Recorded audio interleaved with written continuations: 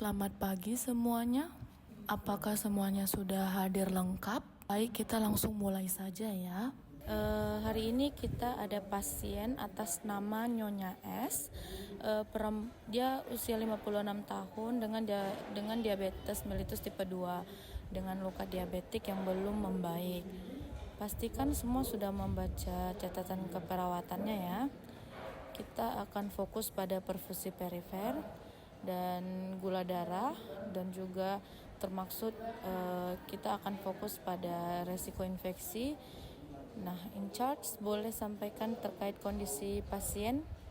Baik, pasien kita masuk 3 hari yang lalu dengan luka pada kaki bagian kanan, tampak kemerahan, nyeri dan gula darah saat masuk itu 340 mg.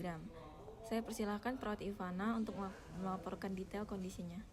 Baik, dari hasil pengkajian pada pagi hari ini, pasien mengeluhkan kesemutan pada telapak kaki, terutama pada malam hari pada saat pasien tidur.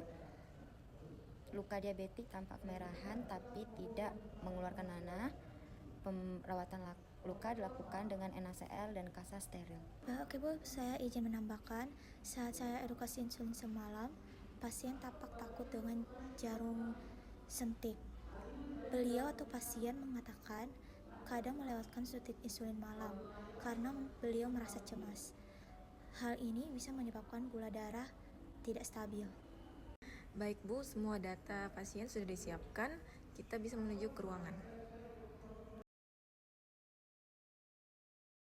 Selamat pagi Bu, bagaimana keadaannya hari ini? Apakah Ibu ada keluhan? Pagi Sus, kaki kanan saya masih sakit sedikit. Oke Ibu, baik. Untuk nanti keluhan Ibu, nanti kami dari tim perawat akan melakukan ronde keperawatan ya untuk meninjau kembali keluhan Ibu. Baik Bu, boleh disebutkan nama lengkap dan tanggal lahirnya? Santi 1969. Oke, sudah sesuai ya Ibu? Boleh langsung dibahas saja Ivana. Oke, dari hasil pengkajian yang dilakukan, Ibu Santi dengan usia 56 tahun sudah mengalami luka diabetik selama 10 tahun. Saat diperiksa, lukanya terlihat merah dan teraba hangat. Lalu kemarin diperiksa gula darahnya itu 280.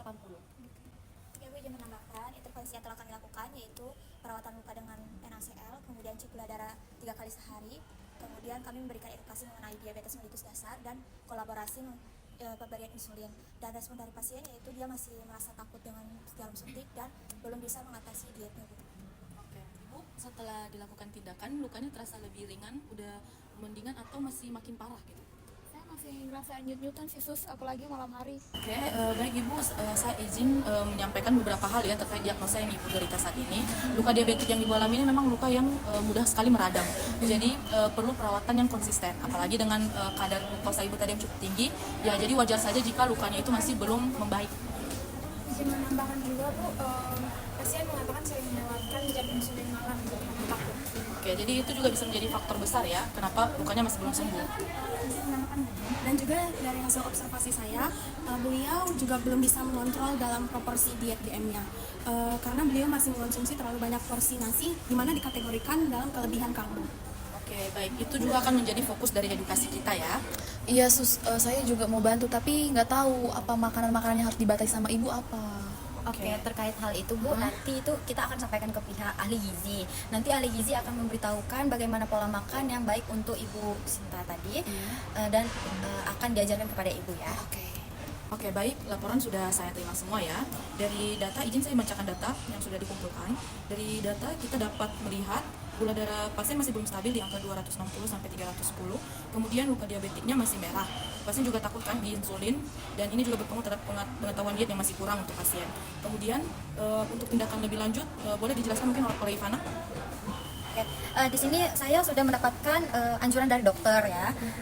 Tindak lanjut yang dianjurkan oleh dokter yaitu yang pertama memonitoring gula darah pasien setiap 6 jam. Kemudian edukasi insulin dengan pendekatan agar mengurangi rasa takut pada pasien. Kemudian edukasi diet diabetes mellitus dengan disertai bantuan visual pasien dan keluarga. Kemudian perawatan luka standar setiap shift per shift ya teman-teman.